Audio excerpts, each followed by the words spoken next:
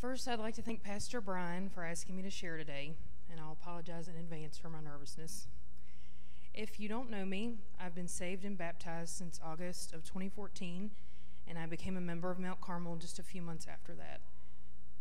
I'm a single mom to two daughters, Lauren 12 and Emma 9. I've always been a single parent. I've never been married. It's absolutely true that it takes a village. My village used to be my family. Now it's my family and God, and He is the best co-parent. In the fall-winter quarter life group that I participated in, we completed a Bible study called Hoodwinked. It was facilitated by Jerica Owens and Bambi Jesse.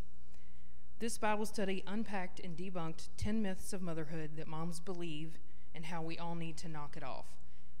The mothering myth that hit home for me was my perception that everything depends on me.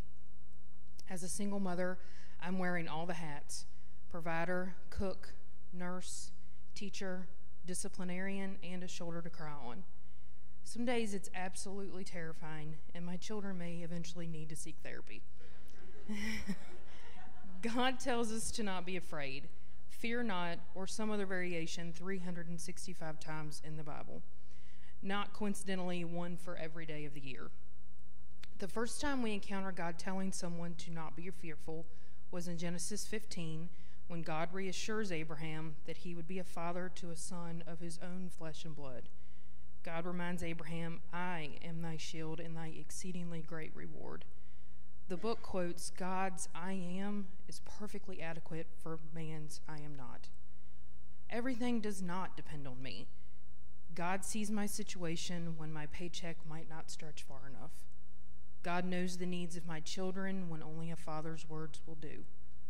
God will continue to provide living water for me in the days ahead when I fear that my well is running dry. I am relieved that I cannot be everything to my children.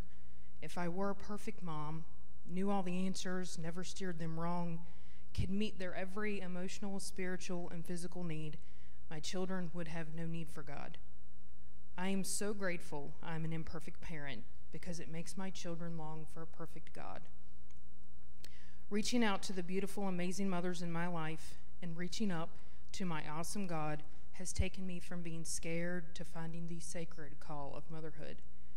When I admitted that I was not enough, I discovered that He is. Thank you, and I hope you have a blessed Mother's Day.